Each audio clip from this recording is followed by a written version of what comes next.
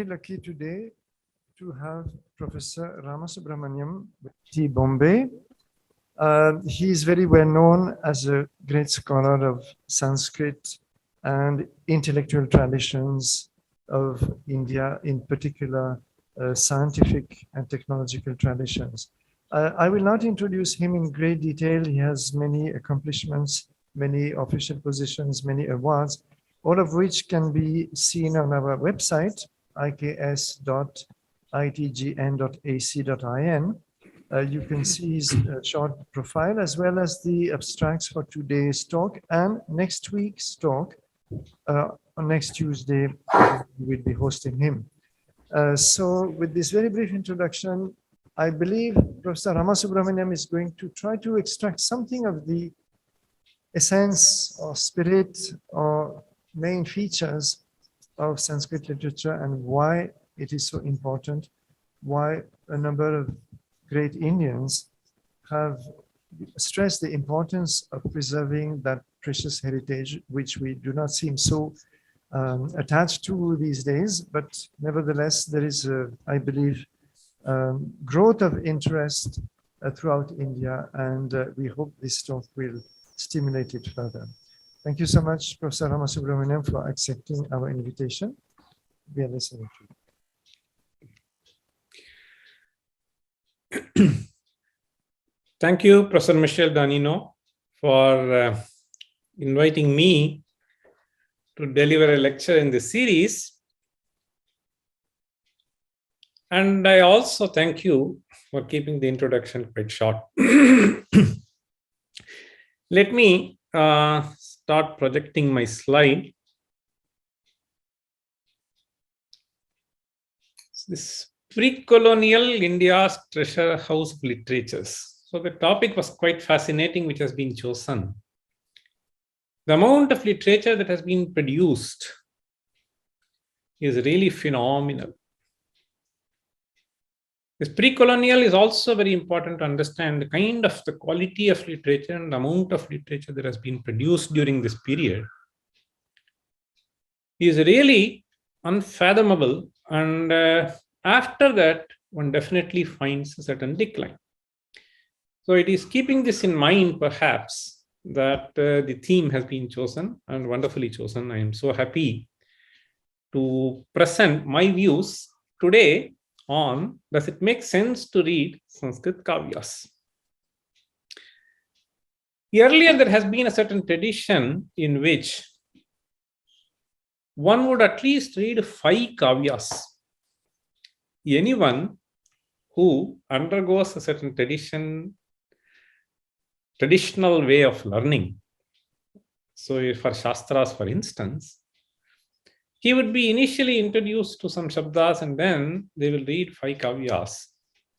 And I had an occasion to really watch this kind of a scholarship when I was taking the Shastra exam. So the examiner is close to 90 years old, which means he is almost 40-50 years old, older than me. And he would quote left and right from all the Kāvyas. Then I used to ask him, how is it that you are able to do? He said, when we were quite young, so we were just asked to memorize these Kāvyas.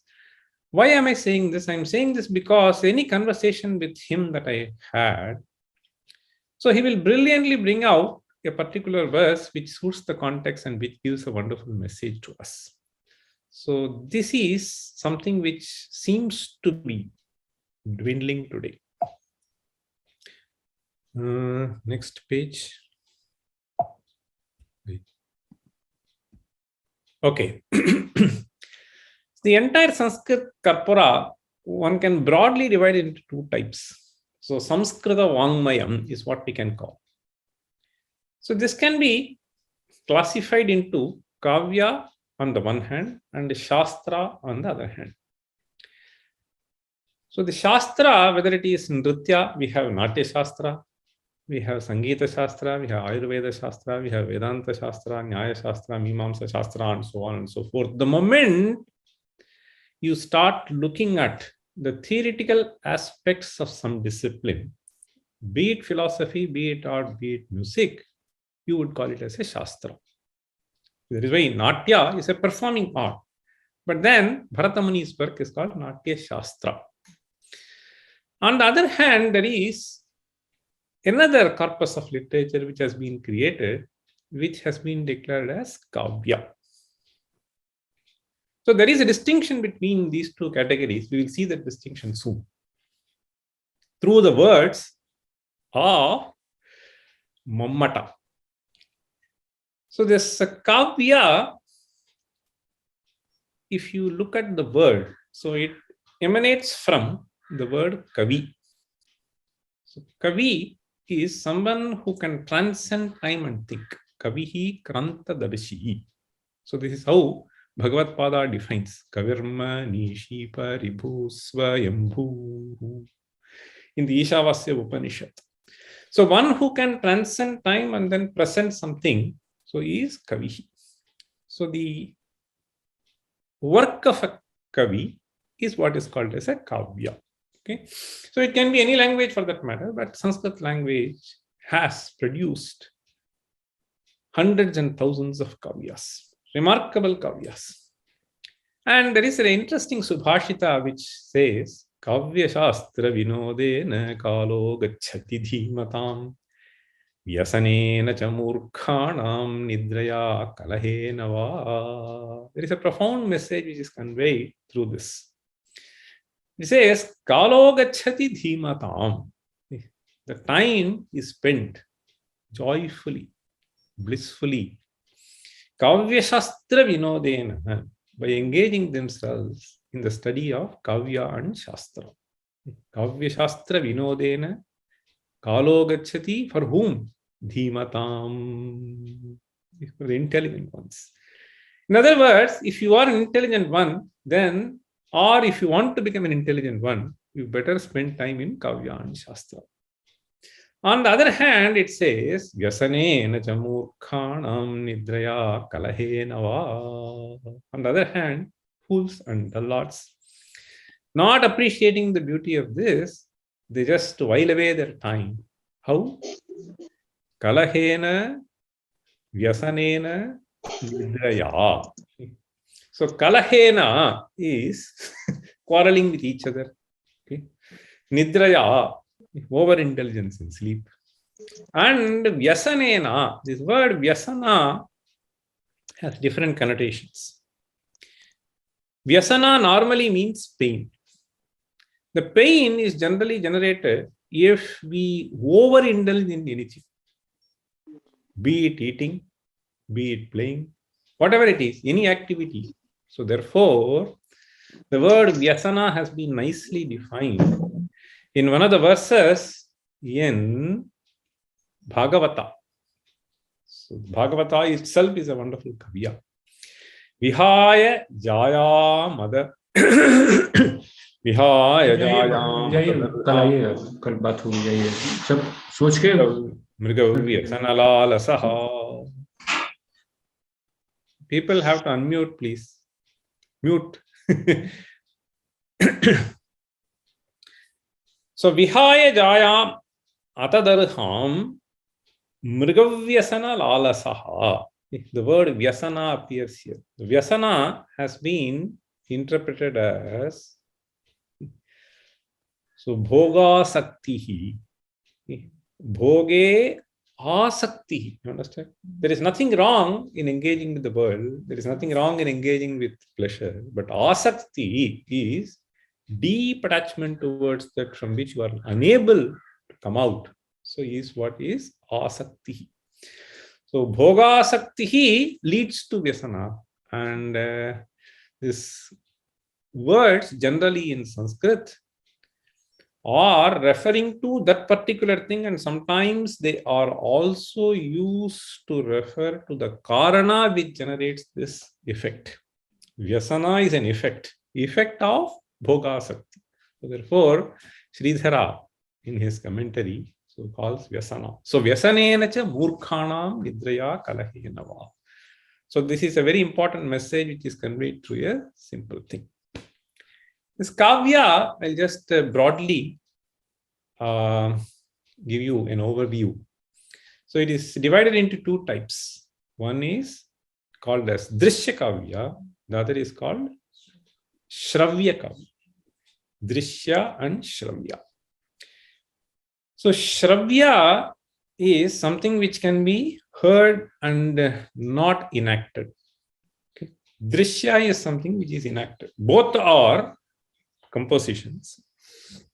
And in the Drishya variety, we have all the natakas, dramas, a variety of dramas. Drama itself is further classified into 10 types. Okay. So the famous one is Shakuntalam, Uttar Ramacharitam, Karnabhara, Veni Samhara, and so on and so forth. Okay. So this is one variety. And Shravya is another variety. So Shravya will be generally composed in the form of poetry. There are exceptionally a few things which are composed in the form of prose. And there is a third variety where you combine both prose and poetry. It is called Champu. This is the name. The Vishwanatha, a 14th century rhetorician, so he has written a work called Sahitya Darpana. Darpana is mirror. Okay, Sahitya Darpana means a work which will be acting like a mirror to present to you the analysis of the literature.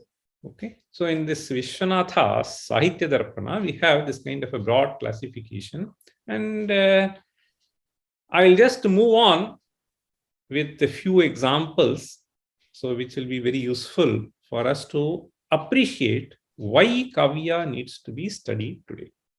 Okay, most of us, even me, I must tell you, so who hails from a sort of a traditional family where we learn Veda and so on, we didn't have an opportunity in the childhood to study these Kāvyas. And today, with my exposure to science, the exposure to the world, when I look into the Kāvya, I only feel that these Kāvyas should have been taught when the mind was so receptive. And listening to the verses a couple of times, you will be able to commit it to memory, because this is something which comes out extremely handy in consoling ourselves in various circumstances. If life is not merely job, making money, and creating some security. So it is handling various situations, right? So these situations can be brilliantly handled based upon the wise messages that they have given in these Kāvyas. So which is what we will see in a short while. There was a person called Mamata. This Mamata wrote a text called Kavya Prakasha. So Kavya Prakasha itself is the title of the text. Prakasha is something which throws light. Okay, that a text which throws light on Kāvyas is called Kavya Prakasha. At the beginning, he presents what is known as Kavya Prayojanam. So this Kavya Prayojanam has been presented in one nice Karika. I'll read the Karika and then I will try to explain that briefly before I take up a few examples from the Kāvyas. Kavyam yashase arthakrite vyavahara vide shiveta rakshataye sadyaf paranirvritaye kanta sammitataya upadeshayuje. Kavyam yashase. There are 6 factors which have been listed by Mamata. The first one is yashase. The second one is arthakrite. The third is vyavahara vide. Fourth, shive tarakshataye. Sadyaf paranirvritaye. Fifth one. And the last one is Kanta sammitataya upadeshayuje. I will explain each one of them to you in English.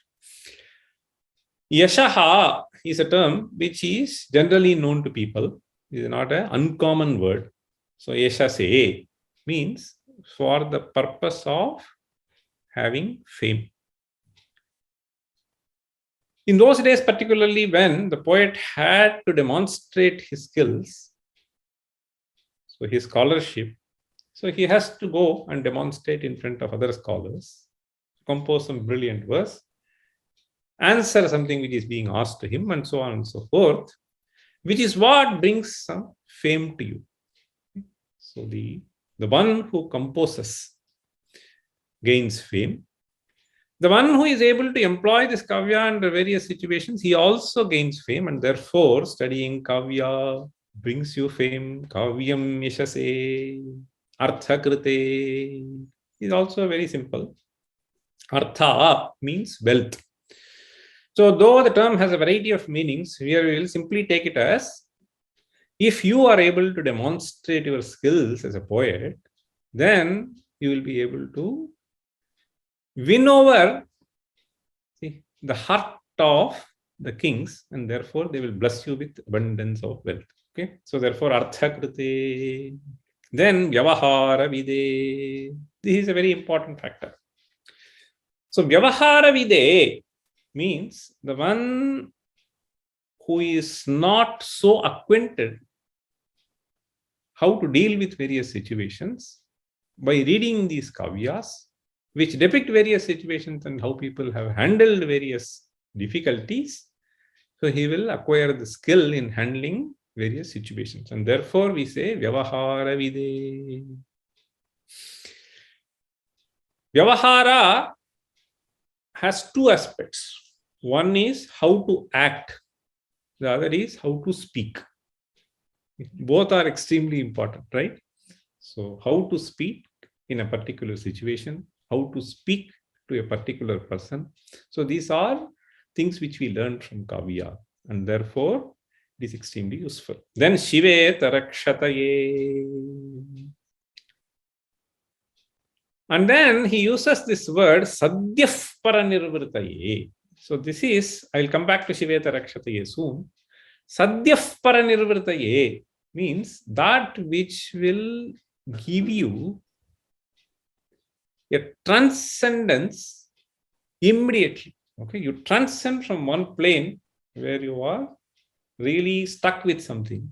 So you read a kavya and then it elevates you to a completely different plane. And therefore, Sadyaf Paranirvritaye. This is what it means.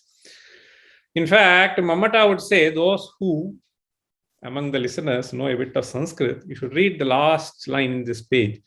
Sakala prayojanam aulibhutam samanantarameva rasasvadana samudbhutam vigalita vedyantaram anandam. This is how she says. Vigalita vedyantaram anandam means you read Raghuvamsha, you read Sakuntala, you just look at something. So it just takes you completely away into a different world. Instantly. So that is what it means. Sadyaf Paranirvritaye. And then the last aspect is, so Kanta Sammitataya Upadesha Yuje. The Kanta Sammitataya Upadesha Yuje means, this presents to you a certain situation in which you completely involve yourself, and thereby it doesn't look like a certain instruction which is given to you. It is human tendency to revolt against when something is trying to be imposed upon you, right? So you create a certain situation in which you make the person understand, and therefore, so here it is said, Kanta Sammitataya Upadesha Yuje. So there are various classifications. I will not get into the details of this. I'll just tell you one nice thing. So from Panchatantra, see. So in Panchatantra, which is basically a story, so which is normally taught to children. So here you see the last part of this slide has this verse. I will read the verse. So how to make children appreciate certain good things and drop bad things. So this is how the Kāvya presents it. Okay. Hastau dana vivarjitau shrutiputau sarashrutidrohinau netre sadhuvilokane narahite padau na tirthangatau anyayarjita vittapurna mudaram garvena tungam shiraha re jambuka muncha muncha sahasa nichasya nindyam vapuhu. So the situation has to be understood for us to appreciate the content of this verse and how this verse will be able to impact. So the thinking of the child, okay, is a very, very important thing. So here it is said that there were two foxes which were making this conversation. Okay, Karataka and Damanaka. One body was brought, dead body, and one of the fox says, so we have got a huge body now, okay, dead body, and we'll be able to enjoy the flesh for almost a week. That's what the fox says. But then the other fox immediately responds. So that is how the story goes. It says, as far as this body is concerned, let me tell you, hastau dana vivarjitau. So this fellow has never ever done any kind of charity. Okay. The purpose of hands is to share something with others. So he has never done that. So Shramdan bhi nahi kiya, Dhandan bhi nahi kiya, Annadan bhi nahi kiya. Okay. He has not done Shramdan, Annadan, or understand, Annadana is giving something, giving food. Shramadana is working with others, giving a helping hand. So he has not done any kind of a dana. Shruti putau sarashruti drohinau. This fellow has not heard any good things. Any good thing that was stated, he will just go away. So shruti putau sarashruti drohinau netre sadhuvilokane narahite. So the eyes have never watched any good sight. Padau na tirthangatau. The feet have never moved towards any good occasions. Anyayarjita vittapurna mudaram. Moreover, if you look at the body, so this has been nourished by wealth which has been earned by illegal means. Anyayarjita vittapurna mudaram. Therefore, it says, re re jambuka, oh my friend jackal, muncha muncha sahasa. So you better drop this body and go for something. Let us go for something else.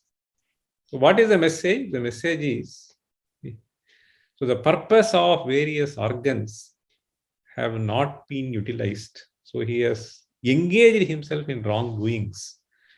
So you should not do this. So that is the message that is indirectly given to the child. It's a very, very beautiful verse. So the purpose of various organs and what should be done, what should not be done are indirectly told. This is what is meant by Kanta Sammitataya Upadesha Yuje. Okay. Now let me take you to a very interesting quotation by one of the Nobel laureates, the literature, because it has to do with the literature. T.S. Eliot.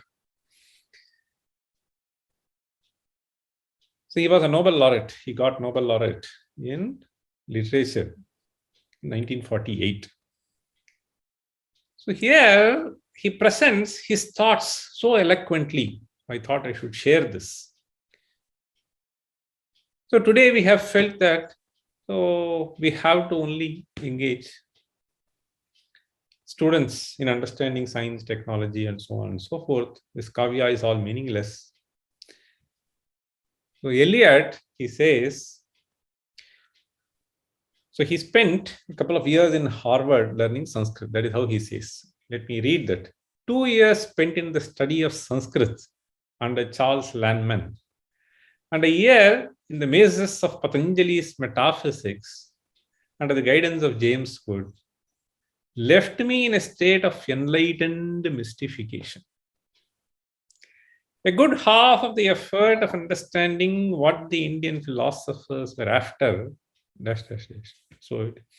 and their subtleties make most of great European philosophers look like schoolboys. Okay. Lay in trying to erase my mind all the categories and kinds of distinction common to European philosophy from the time of Greeks.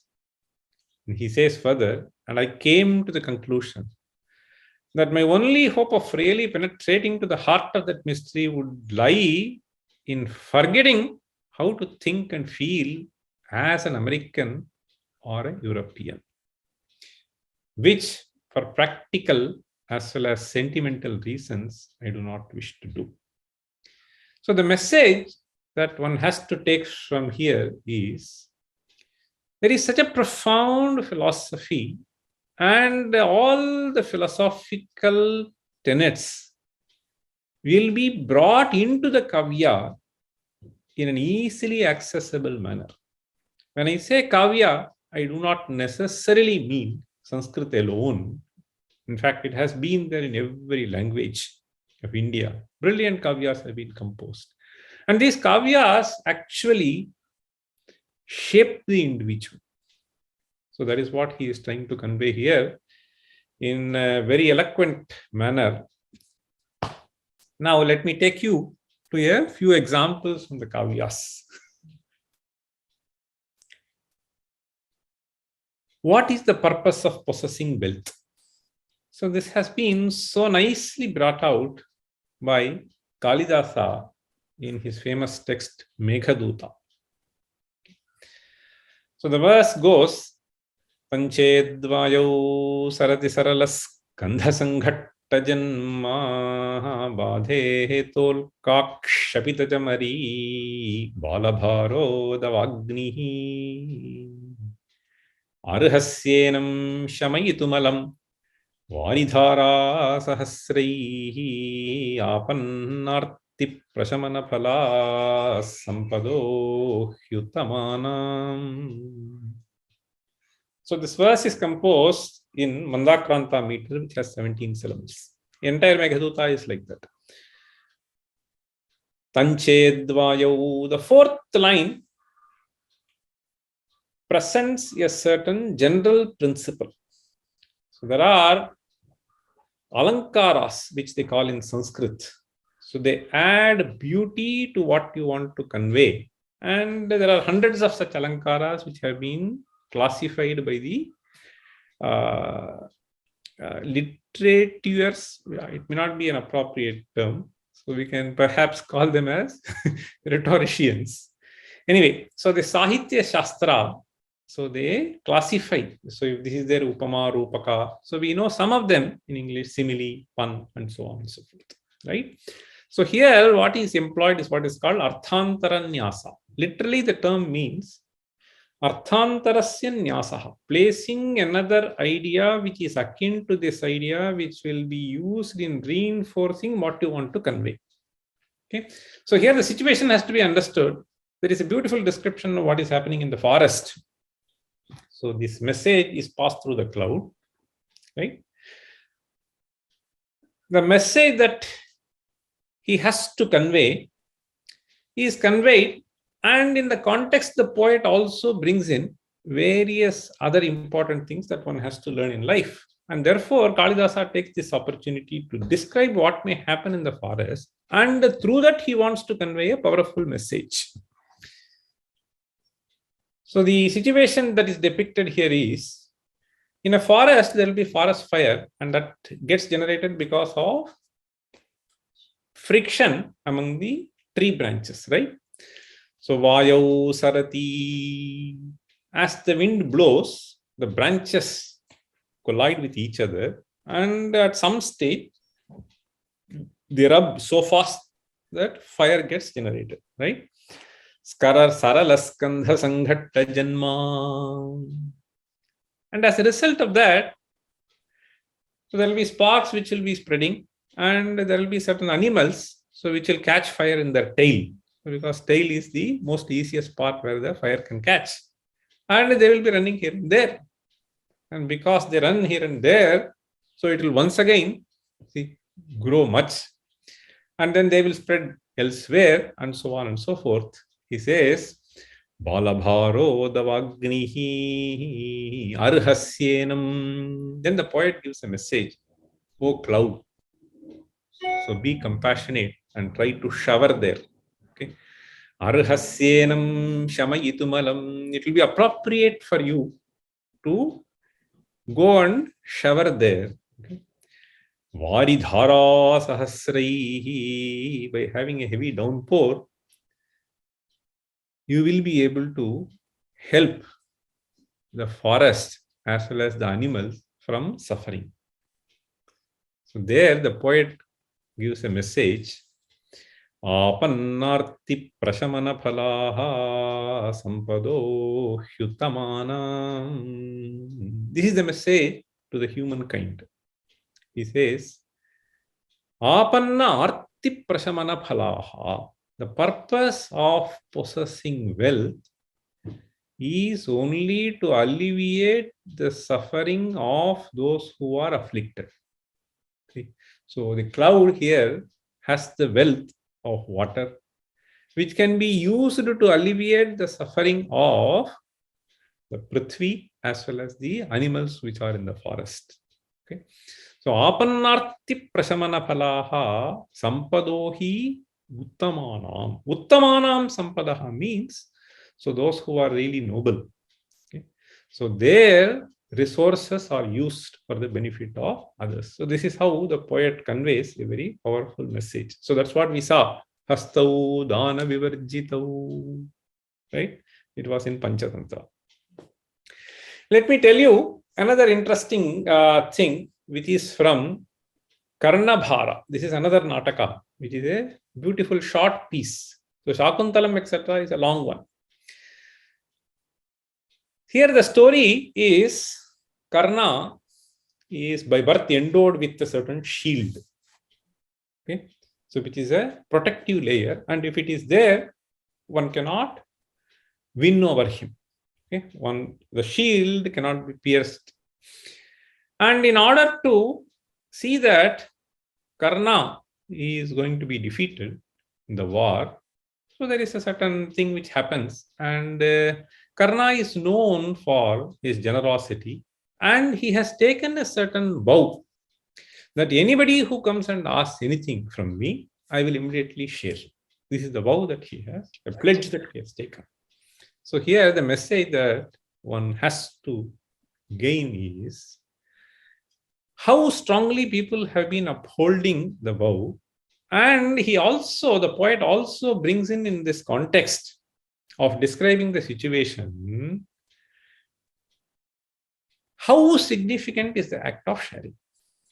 I'll just very quickly run you through what is happening here. Angaraja, nadatavyam, nadatavyam. So some Brahmana comes and asks Karna that I want to take something from you. So and then it is said, the Shalya, the charioteer says, O Karna, don't give, no give. Don't give, don't give. Nadatavyam, nadatavyam. You should not give, you should not give. Then Karna says, Alamalam varayitum. Don't unnecessarily stop me. Okay. He says, this is a beautiful verse. Shikshakshayam gacchati kalaparyayat subadhamula nipatanti padapaha jalam jalasthana gatancha shushyati hutancha dattancha tathaiva tisthati. The reason for bringing this verse is to tell you how, in the context of describing a certain event, the poets drive in a very powerful message. Here he says, Karna replies to the charioteer, Sikshakshayam gacchati kalaparyayat. Siksha is, you are trained to be a scholar, and sometimes people take so pride. They become extremely proud of their scholarship and so on. But he says, Kalaparyayat means as the time passes by, the power to immediately reflect upon something and answer also starts decaying. The power to create something that is original, that also starts decaying. And therefore, he says, over a period of time, the kind of education that you have received, wherever it is from, okay, kshayam gacchati, declines. Then he says, subadha moola nipatanti padapaha. The tree which has grown for hundreds of years, okay, they also fall after some time, right? Over a period of time. Nipatanti padapaha. Padapa means tree. Jalam jalasthana gatancha shushyati. Even huge lakes over a period of time. It may be a larger period. What we have to understand is, Shikshakshayam, it is within decades. Subadha Mulaha, within hundreds of years. The third example is huge lakes. Okay? So it may be little more, hundreds of years. It may be completely dried up. But he says one thing. Hutancha dattancha tathaiva tisthati. On the other hand, the good deeds that you have performed, that will be there forever. Hutancha dattancha tathaiva tisthati, remains forever. And this act that I am supposed to engage because I have committed. So keeping up these words, this is a very powerful message. And I have to do. I have committed, and therefore it doesn't matter. Come what may the outcome is, I'm going to give away. So that is how he. So here further it goes on. So then soon after he gives, the charioteer says, you are cheated. Vanchitaha. Then he says, I am not Vanchita, it is the other fellow who is Vanchita. In fact, so even the Indra has come down, and it is a shame for him and not to me. Right? So this is how he beautifully defends. So to uphold the principle. Let me take you to another beautiful verse from Kalidasa, Meghaduta, Esam Brahmbhut Patanarabhasaha Swangabhangaya Tasmin Mukta Dhvanam Sapadi Sharabha Langhayir Bhavantam Tan Kurvithaha Tumulakaraka Vristipata Vakirnan Kevahanasyuh Paribhava Phalaha Nishphala Rambhayatna. There are two important messages which one gets from this. So one has to know one's own place and then act accordingly. So this is one important thing. The other thing is, even if somebody tries to hurt you, you only do good to them. Okay? So this is another thing. And the third lesson is, do not engage in futile activities. All the three are conveyed through this beautiful thing. So it is a very natural thing which happens. The cloud, sometimes if it is a mountain which has higher ranges, cloud will be passing almost somewhere in between. It is natural for some of the animals to be thrilled by this, and these animals may jump up and down. So the poet says, Ye samrambhot patana rabhasaha rabhasaha. So there are some mrigas called sharabhaha. So the poet imagines as if they are going to see somebody has come. So they may mistake that cloud to be some smoke, etc. And then they may be showing some anger. The poet says they may try to think that it is their own region. It is like this, you have seen the dogs. So if you go there, so they will shout because they consider it is their own domain. Similarly, these animals may try to fight against it. Then the poet says, because of this, so they may only, nothing can be done to the cloud, so they will only hurt themselves. So to see that they don't hurt themselves, you just start pouring heavily there.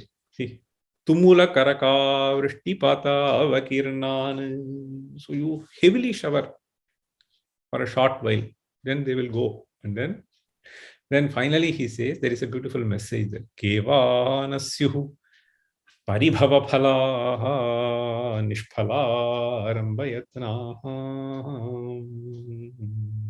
Again, so if you think a little deeper, so I'll just skip one more verse. Then So let me move on to Shakuntalam. So in Shakuntalam is considered as the most beautiful drama which has been ever composed. That is how it has got praises, even among the Sanskrit poets.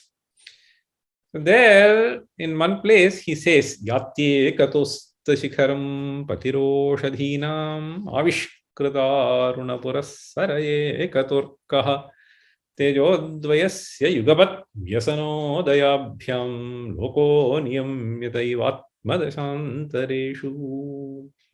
In a certain situation, the Shakuntala was a little sort of depressed, let us assume.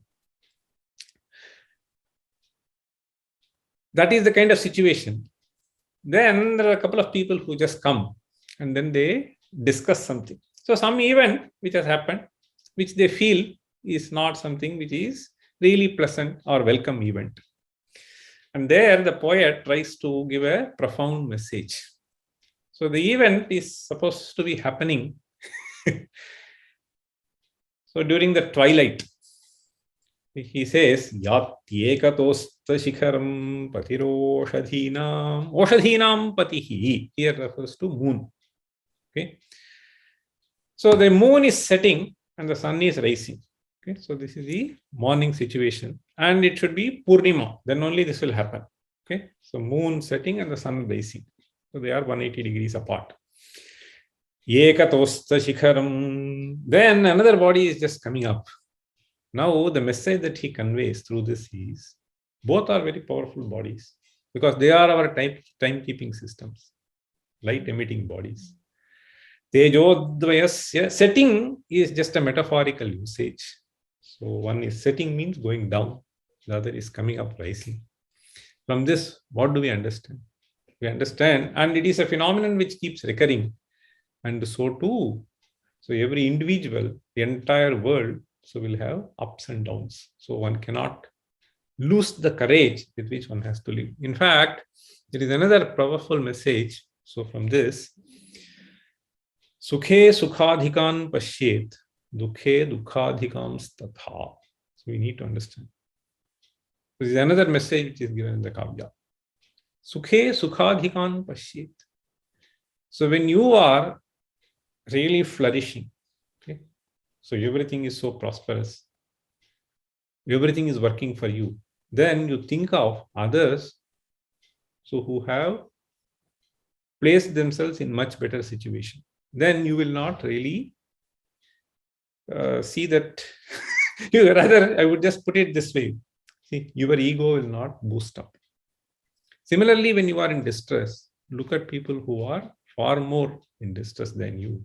And thereby you will be able to keep the balance, which is a very, very important message in life. And one thinks that these scriptures, so try to think of high philosophy and so on and so forth. It is not that. So there is a very important message which Kalidasa gives in a different context in Kumara Sambhava. So Parvati is doing penance. He just says, Shariramadhyam khalu dharma sadhanam. Message is apikriyartham sulabham samitkusham. So asking a few things, he finally says, O Parvati, you will not be engaging yourselves in austerities beyond what you are capable of. You should not, rather. Why am I giving this? Api swashaktya tapasi pravartase. This is not given as a message or an instruction or an advice. But see the way the poet presents. Api swashaktya tapasi pravartase. Are you engaging in austerities? In accordance with what your body will permit you. Okay. Swashaktya. See. So swashaktya means that which is appropriate for you. Why? Shariramadhyam khalu dharma sadhanam. This physical body is something which has to be cared for. Without this body, you will not be able to engage even in any kind of austerities in which you want to. And therefore, it is very, very important. So let me come to the concluding part. So since we are more or less done with our time, I will skip a couple of verses. See, this year being Aurobindo's, we are all celebrating. He was one of the great philosophers of recent times, brilliant mind. So we are celebrating. See? So 150th. So 1872 he was born. Aurobindo, in one of the places he says, break the molds of the past, but keep safe its genius and its spirit, or else thou hast no future. Why am I saying this? Because we thought that many of these things are completely irrelevant. Okay. So in the context of pursuing science and technology in a vigorous way, which has its own advantages, no doubt, and it has benefited the society, we thought that most of these things have become completely irrelevant, which is not true. And therefore, the philosophy is not pursued in a serious way. Study of literature is not pursued in a serious way. So the Indian knowledge system, particularly this Kāvya literature, essentially tries to bring in what is there in the Shastra, as I was mentioning, in a way that will be really appealing. And therefore it is important. So when he says, keep safe its genius, so it is possible by way of introducing some of them at the young age. So these Kāvyas, if they are sort of memorized, these verses will surface up at various points of time in our life, and that will make us keep balance in life. Okay? So that is what he actually means by this. Considering the benefits provided by the modern science and technology, today people have even started asking this question: why should even Kavya be there in our university system?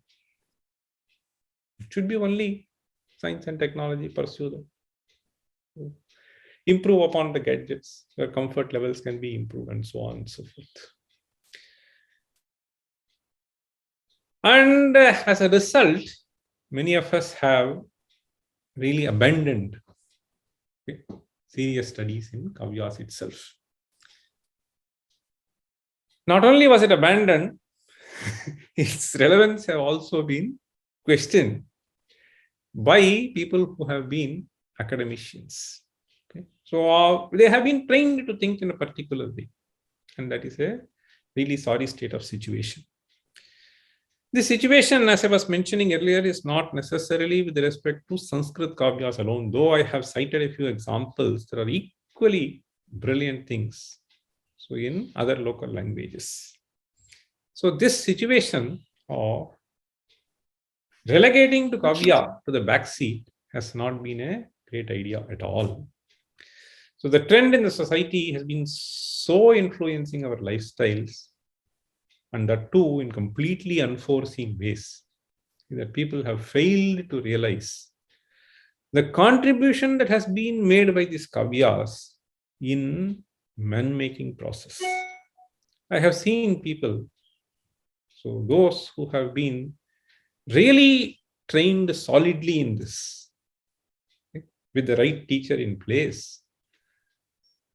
So these are taught when they are really young. It is an impressionable mind which receives these powerful messages. And thereby, it has been a man-making exercise, as Vivekananda would call it. In fact, we need to understand that some of these activities in which we are engaging, most of the activities in which we are engaging, are also there among animals.